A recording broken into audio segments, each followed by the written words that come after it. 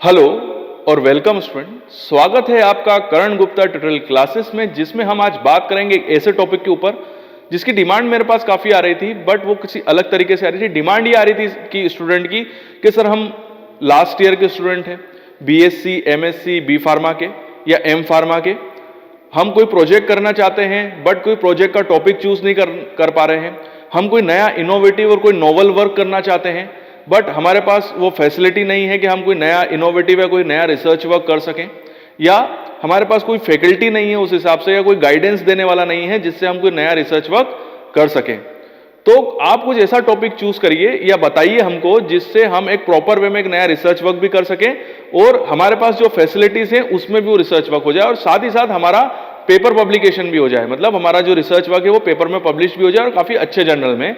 तो उसका ही उसी क्वेश्चंस के आंसर देने के लिए मैं ये वीडियो बना रहा हूं। और मेरा सुझाव है कि आप चाहें तो आप कंपैरेटिवली स्टडी या कंपैरेटिवली रिसर्च वर्क कर सकते हैं। ये कंपैरेटिवली रिसर्च वर्क होता क्या है, ये कैसे होता है, हम इस वीडियो के अंदर हम उसी के ऊपर डिस्कस करेंगे और कोशिश मैं ये करूंगा कि आपके जितने भी सवाल हैं उन सभी के जवाब दे सकूं और बहुत ही इजी और सिंपल वे में मैं आपको समझाने की कोशिश करूंगा कि कंपैरेटिवली रिसर्च वर्क या स्टडी होती क्या है और इसको कैसे परफॉर्म किया जाता है। तो चलिए स्टार्ट करते हैं और बात करते हैं कि कंपैरेटिवली रिसर्च वर्क और कंपैरेटिवली स्टडी होती क्या है। तो चलिए समझते हैं कि कंपैरेटिवली स्टडी होता क्या है। देखिए, कंपैरेटिवली स्टडी भी अपने आप में एक नया इनोवेटिव वर्क है। तो मैं आपको कुछ एग्जांपल्स के थ्रू समझाता हूं कि कंपैरेटिवली स्टडी और रिसर्च वर्क होता क्या है। एज एन एग्जांपल हम ले लेते हैं फार्मास्यूटिक्स को। फार्मास्यूटिक्स में हम क्या बनाते हैं, टैबलेट बनाते हैं। तो अगर आप कोई टैबलेट बनाना चाहते हैं तो क्वेश्चन ये उठता, सर टैबलेट बनाना कोई नया इनोवेटिव वर्क तो है नहीं। बिल्कुल सही कहा कि टैबलेट बनाना तो कोई नया इनोवेटिव वर्क नहीं है, बट आप कर क्या सकते हैं कि इनोवेटिव काम करने के लिए आप एक ही टैबलेट, जैसे मान लीजिए मैं एक पैरासीटामोल बना रहा हूं, पैरासीटामोल टैबलेट का जो फार्मूलेशन है उसमें मैं एडिटिव्स को चेंज करता हूं। मतलब मान लीजिए मैं बाइंडर को चेंज कर लेता हूं, किसी में मैं गम अकेशिया मिला लेता हूं, एक टैबलेट मैंने गम अकेशिया से मिला ली, एक ट्रेकागान से बना ली। ऐसे मैंने 3 से 4 अलग अलग बाइंडर्स से लेकर एक ही टैबलेट बनाई। पूरे फॉर्मुलेशन के अंदर मैंने क्या चेंज किया है, बाइंडर्स को। बाकी टैबलेट का फॉर्मुलेशन सेम है। अब मैंने मान लीजिए अलग अलग बाइंडर का यूज करके 5 टैबलेट बना ली। अब इन 5 टैबलेट को मैं डिसोल्यूशन स्टडी करूंगा और ये देखूंगा कि सबसे अच्छा डिसोल्यूशन रिजल्ट किसमें आ रहा है, किसमें परसेंट ड्रग रिलीज सबसे अच्छी है। तो इससे मुझे ये इंफॉर्मेशन मिलेगी कि सबसे अच्छा बाइंडर कौन सा है। तो ये एक नया इनोवेटिव वर्क होगा। तो उससे होगा ये कि जब भी, क्योंकि देखिए ये इनोवेटिव वर्क हो गया और इसमें रिसर्च पेपर पब्लिश होने के चांसेस भी काफी अच्छे हैं, क्योंकि काफी ऐसे लोग होते हैं जब वो टैबलेट बनाना स्टार्ट करते हैं तो सबसे पहले वो एडिटिव्स के बारे में इंफॉर्मेशन लेते हैं और वो ये पता करते हैं कि सबसे अच्छा एडिटिव या बाइंडर कौन सा है। तो आपके रिसर्च वर्क से उसको ये बात पता चल जाएगी कि यहां पर आपने जो कंपेयर करा है और ये बताया है कि सबसे अच्छा बाइंडर का रिजल्ट आपको किस में मिला, सबसे खराब किस में मिला। तो उससे क्या होगा कि दूसरों को काफी हेल्प होगी, वो आपके प्रोजेक्ट वर्क को रेफरेंस देंगे और पढ़ेंगे भी। नेक्स्ट मैं आपको एग्जांपल देता हूं जैसे एनालिसिस में। तो फार्मास्यूटिकल एनालिसिस के अंदर भी आप कंपैरेटिवली स्टडी कर सकते हो। जैसे कि मेरे पास कोई ड्रग है, मान लीजिए पैरासीटामोल डाइक्लोफिनेक है, ठीक है। अब पैरासीटामोल डाइक्लोफिनेक के कॉम्बिनेशन में मेरे पास एक ड्रग है, उसका मेरे को एस्टिमेशन करना है, बट मैं यूवी की डिफरेंट मेथड्स के साथ उसको एस्टिमेशन करूंगा। जैसे साइमल्टेनियस मेथड से यूज कर लूंगा, एब्जॉर्प्शन रेशो मेथड से, स्टैंडर्ड कर्व मेथड से, ठीक है, और single point standard, double point standard addition method से, मीन सेंट्रिक रेशो मेथड से। इन सभी मेथड से मैं एक ही कॉम्बिनेशन को बार बार डिटरमाइन करूंगा और बाद में मैं ये कंपेयर करूंगा कि सबसे अच्छे रिजल्ट कौन से आए। उससे मुझे ये पता चलेगा कि जो डिफरेंट यूवी की जो मेथड है जो कि ड्रग कॉम्बिनेशन को एनालाइज करने में यूज होती है, उसमें से सबसे बेस्ट मेथड कौन सी है। तो ये भी एक नया इनोवेटिव वर्क हो गया, क्योंकि वो स्टूडेंट जिनको इन मेथड्स के बारे में इंफॉर्मेशन चाहिए वो मेरे पेपर को या मेरे रिसर्च वर्क को जरूर पढ़ेंगे। साथ ही साथ मैं एनालिसिस के अंदर ये कर सकता हूं कि एक ही ड्रग कॉम्बिनेशन को मैं डिफरेंट सॉल्वेंट के अंदर डिसॉल्व करके देखूं। ये तो आप एक प्रैक्टिकल में भी परफॉर्म कर सकते हैं, मतलब एक दिन के अंदर भी ये काम हो सकता है कि आप एक ही ड्रग कॉम्बिनेशन को डिफरेंट सॉल्वेंट के अंदर डिसॉल्व करें और ये चेक करें कि सबसे अच्छा सॉल्वेंट कौन सा है और किसमें सबसे अच्छा रिजल्ट आया। तो ये भी एक नया प्रोजेक्ट वर्क हो सकता है जिसमें आप ड्रग की सॉल्युबिलिटी को बता सकते हैं और ड्रग का सॉल्वेंट के साथ में क्या नेचर है वो भी आपको पता चल जाएगा। या आप एक काम और कर सकते हैं एनालिसिस के अंदर, एक और कंपैरेटिवली स्टडी का मैं आपको आइडिया देता हूं। आप एक काम करें कि एक ड्रग कॉम्बिनेशन ले लें और उस ड्रग कॉम्बिनेशन को आप डिफरेंट डिफरेंट टेक्निक्स के थ्रू डिटरमाइन करें। आप यूवी का यूज कर लें, आप टाइट्रेशन का यूज कर लें, आप एचपीएलसी का यूज कर लें और उस पर्टिकुलर ड्रग कॉम्बिनेशन को एनालाइज करें और कंपेयर करके ये बताएं कि सबसे अच्छी मेथड कौन सी है और किसमें आपको सबसे अच्छे रिजल्ट मिले और सबसे जो थर्ड नंबर की जो सबसे बेकार मेथड है या जिसमें आपको सबसे खराब रिजल्ट मिले आप वो बताइए। तो इससे ये होगा कि कंपैरेटिवली स्टडी से आप बिल्कुल क्लियर कर पाओगे कि इस पर्टिकुलर ड्रग कॉम्बिनेशन को डिटरमाइन करने के लिए, एनालाइज करने के लिए सबसे अच्छी मेथड कौन सी है। तो ये मैंने आपको कुछ एनालिसिस के एग्जांपल दिए कि आप कैसे उसमें कंपैरेटिवली स्टडी कर सकते हो, नया रिसर्च वर्क और नई इंफॉर्मेशन गेन कर सकते हो। और एग्जांपल दूं जैसे फार्माकोग्नोसी, तो फार्माकोग्नोसी के अंदर क्या करते हैं, हम ड्रग का एक्सट्रैक्शन करते हैं। तो वहां पर आप एक काम कर सकते हो कि डिफरेंट डिफरेंट सॉल्वेंट का यूज करके हम ड्रग को एक्सट्रैक्ट करेंगे और ये पता लगाएंगे कि सबसे अच्छी यील्ड या सबसे अच्छी जो ड्रग किसमें एक्सट्रैक्ट हुई है। तो ये भी एक कंपैरेटिवली स्टडी हो जाएगी जिसमें हम एक ही ड्रग को एक्सट्रैक्ट कर रहे हैं डिफरेंट डिफरेंट सॉल्वेंट से और हमको इंफॉर्मेशन ये मिलेगी कि सबसे अच्छा सॉल्वेंट कौन सा है।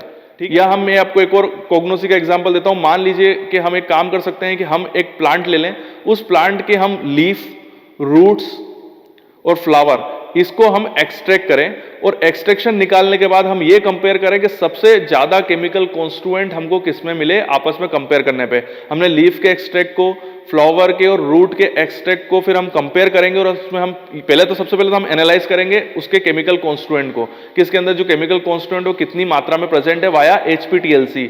और फिर उस एचपीटीएलसी के रिजल्ट्स के थ्रू हम ये पता लगाएंगे कि सबसे ज्यादा केमिकल कॉन्स्टिट्यूएंट कौन से पार्ट के अंदर प्रेजेंट है। तो ये भी एक तरह का कंपैरेटिवली स्टडी हो जाएगी जिसमें हम केमिकल कॉन्स्टिट्यूएंट को लीफ, फ्लावर और रूट के थ्रू कंपेयर करेंगे और पता लगाएंगे कि सबसे ज्यादा केमिकल कॉन्स्टिट्यूएंट किसके अंदर प्रेजेंट है। तो ये भी एक कंपैरेटिवली स्टडी होगी।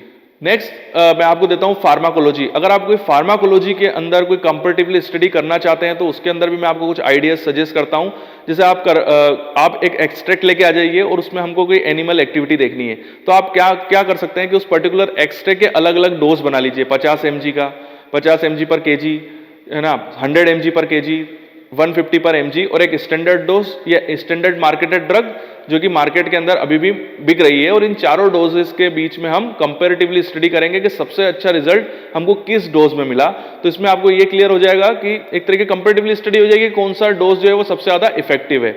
या आप एक काम कर सकते हैं कि डिफरेंट डिफरेंट रूट्स का यूज करके आप अपनी ड्रग जो है वो एनिमल को दे सकते हैं, चाहे आप आईवी के थ्रू दे दें या आप वाया ओरल रूट के थ्रू दे दें, इंटरमस्कुलर के थ्रू इंजेक्शन लगा के देखें और उसमें फिर हम ये कंपेयर करेंगे कि सबसे अच्छा रूट कौन सा था और सबसे ज्यादा एक्टिविटी कौन से रूट से हमको मिली ड्रग की।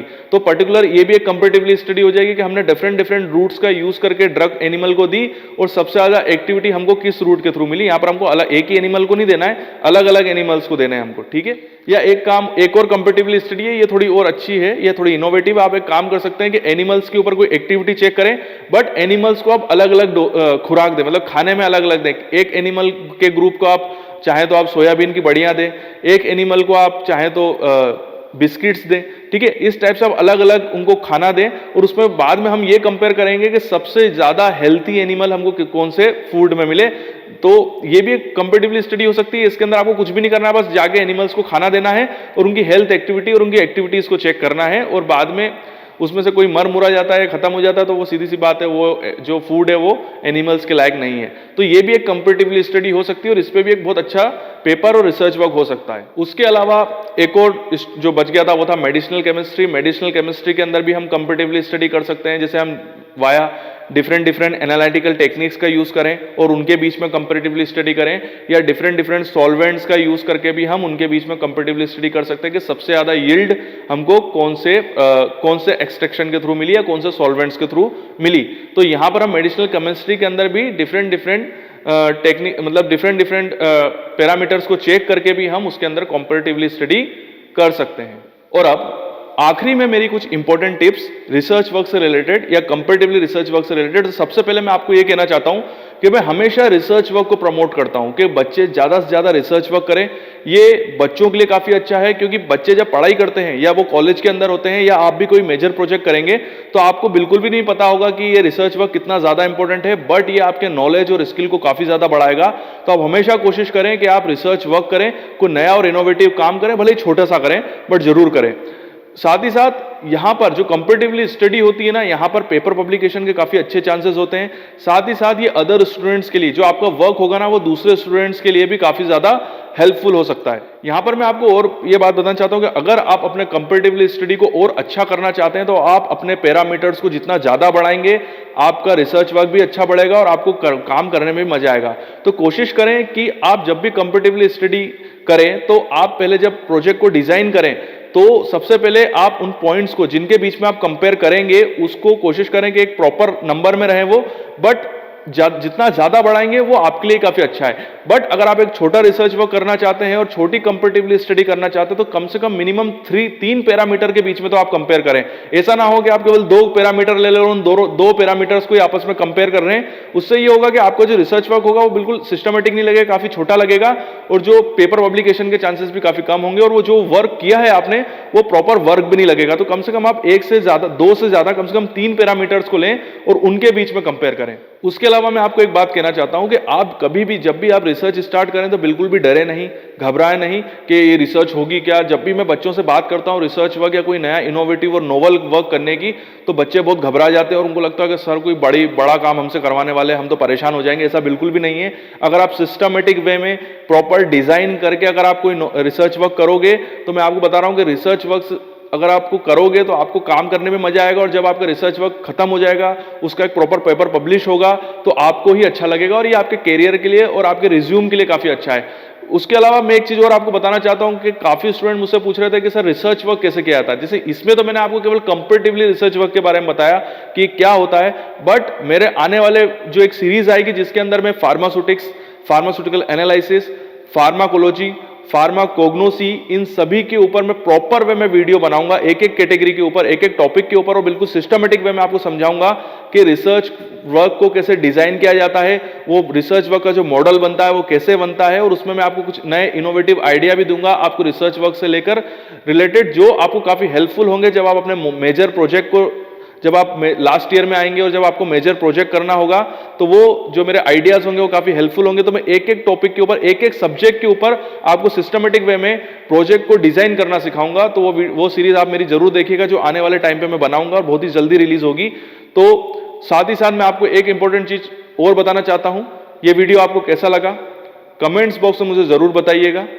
आपके उज्जवल भविष्य की कामना करता हूं और यूं ही बने रहिए मेरे साथ। अगर आप भी इन इंस्ट्रूमेंट्स पे ट्रेनिंग करना चाहते हैं तो you are most welcome in our institute. हमारा पता और ईमेल आईडी मैंने नीचे दिया हुआ है, तो यहां पर आप मुझे मेल कर अपनी इंफॉर्मेशन, अपने कॉन्टेक्ट नंबर मुझे सेंड कर सकते हैं। और साथ ही साथ हमारे पास कौन कौन से इंस्ट्रूमेंट्स है तो उसकी लिस्ट में आपको साइड में सेंड कर रहा हूं। तो यहां पर आप देख सकते हैं कि हम किस किस टाइप के इंस्ट्रूमेंट्स में ट्रेनिंग कराते हैं।